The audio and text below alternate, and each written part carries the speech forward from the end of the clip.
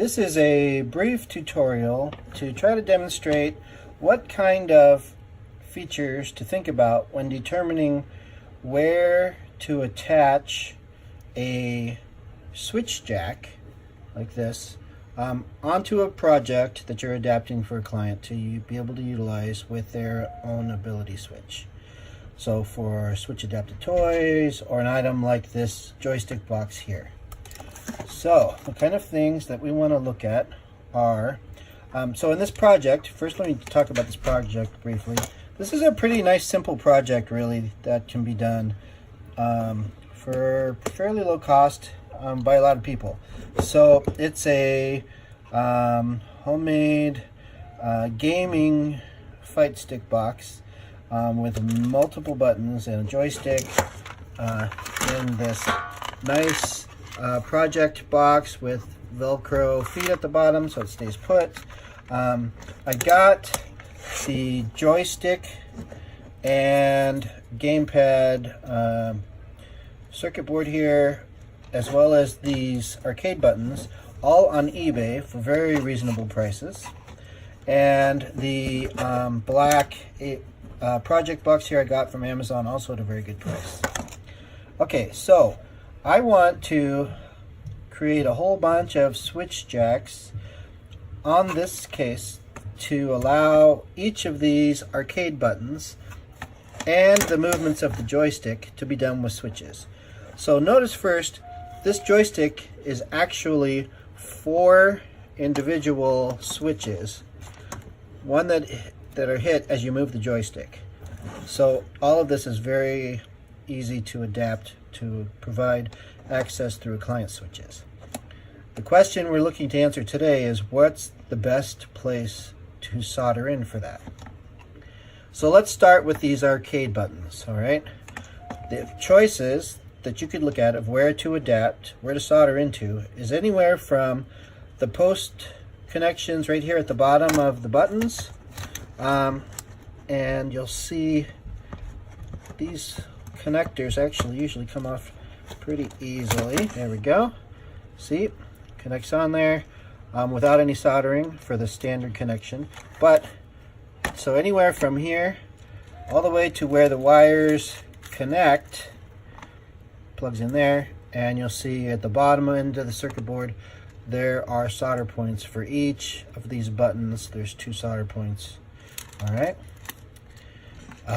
So for these buttons, you could elect to solder onto these points on the bottom of the circuit board. That certainly is an option. However, you'll notice they're pretty close together. So, and you're going to need to do each one of these pairs for all the buttons. So that's a lot of soldering in one small area. There's a lot of opportunity for accidentally having a short, a crossover. That's going to be a problem. Also, anytime you're soldering directly onto a circuit board, there is a risk of too much heat, something getting a little cooked, another problem again. So what I would like to do is to solder my new wires for my switch jack that I'm making directly onto the base of these connectors that are connecting to the bottom of the buttons. All right, so a new set of wires connected from here, and then there's plenty of room to do it that way, and it's going to be easy, clean, not a problem. So that's how I would take care of all the buttons. Then you're just drilling holes in the base of your box here where you're going to mount the surface mount 3.5-inch jacks. Now for the joystick, the joystick is connected with this ribbon cable also to the circuit board, and as with the buttons, you could choose to solder onto the bottom of the circuit board. Here we see there's the connections, oh excuse me, over here there's ground and then all the movements. However, the same issues apply as with when we were talking about the buttons. That's why I would not choose to do right there. Plus, all the 4 movements share one common ground. That means you're going to have to try to figure out a way to solder a bunch of things onto the one ground. So the alternate option for the joystick is directly onto the base of the joystick here. Let me take this handle off the top and we can take a better look at the joystick. Assembly. There we go. Okay, so if we look closely, so like I said, there's 4 switches corresponding to each of the movements. And you'll notice on each of these switches, there's 2 posts that are soldered onto the circuit board right here, connecting everything together to the ribbon cable that goes to the circuit board.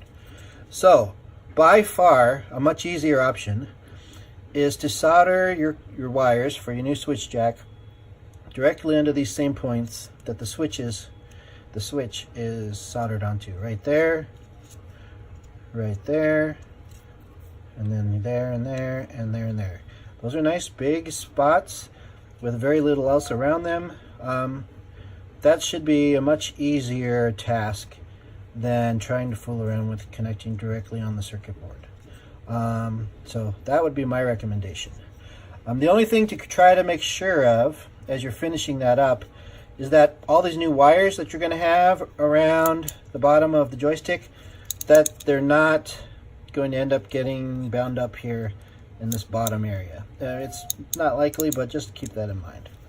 So that's what you're looking at as you're figuring out the best way to add some switch jacks onto your project.